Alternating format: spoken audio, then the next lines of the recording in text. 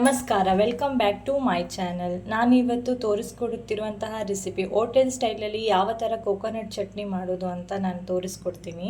ಇಡ್ಲಿ ಜೊತೆ ದೋಸೆ ಜೊತೆ ತುಂಬ ಚೆನ್ನಾಗಿರುತ್ತೆ ಕಾಂಬಿನೇಷನ್ಗೆ.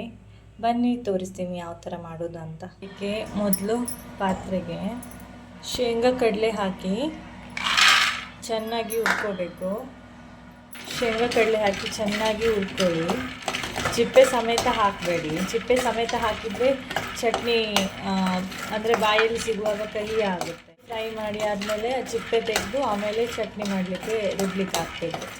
ಇವಾಗ ನೋಡಿ ಕಡಲೆ ಚೆನ್ನಾಗಿ ಹುರಿದಿದೆ.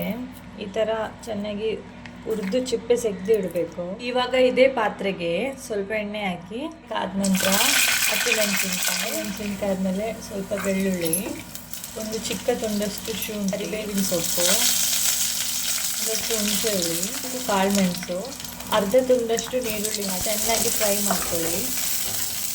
ನಾವು ಎಷ್ಟು ಎಣ್ಣೆಯಲ್ಲಿ ಹುರಿದಷ್ಟು ನಮಗೆ ರುಚಿ ಚೆನ್ನಾಗಿರುತ್ತೆ. ಅಂದರೆ ಮುಂಚೆ ಎಲ್ಲ ನೋಡಿ ನೀರುಳ್ಳಿ ಬೆಳ್ಳುಳ್ಳಿ ಎಲ್ಲ ಸೌದೆಯಲ್ಲಿ ಬಿಸಿ ಮಾಡಿ ಮಾಡ್ತಾಯಿದ್ರು.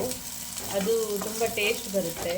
ಫ್ರೈ ಆದ ನಂತರ ಸ್ವಲ್ಪ ತೆಂಗಿನಕಾಯಿ ಹಾಕ್ತಿದ್ದೀನಿ. ಅಂದರೆ ಹೋಟೆಲಲ್ಲೆಲ್ಲ ಜಾಸ್ತಿ ತೆಂಗಿನಕಾಯಿ ಯೂಸ್ ಮಾಡಲ್ಲ.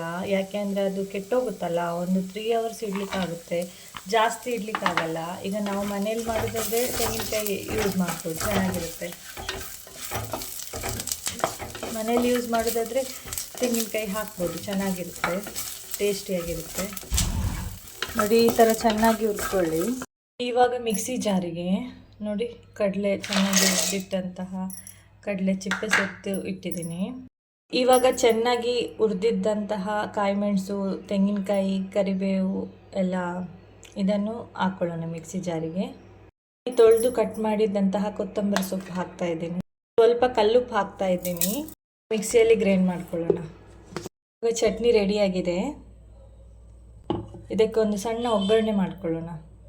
ಸ್ವಲ್ಪ ಎಣ್ಣೆ ಹಾಕಿ, ಸಾಸಿವೆ ಹಾಕಿ, ನಂತರ ಸ್ವಲ್ಪ ಜೀರಿಗೆ ಹಾಕಿ, ಬೇವಿನ ಸೊಪ್ಪು, ಮೆಣಸಿನ್ಕಾಯಿ ಹಾಕಿ ಚೆನ್ನಾಗಿ ಫ್ರೈ ಮಾಡ್ತೀವಿ. ಚಟ್ನಿ ಹಾಕ್ತಾ ಇದ್ದೀನಿ. ಚಟ್ನಿ ರೆಡಿ ಆಯಿತು.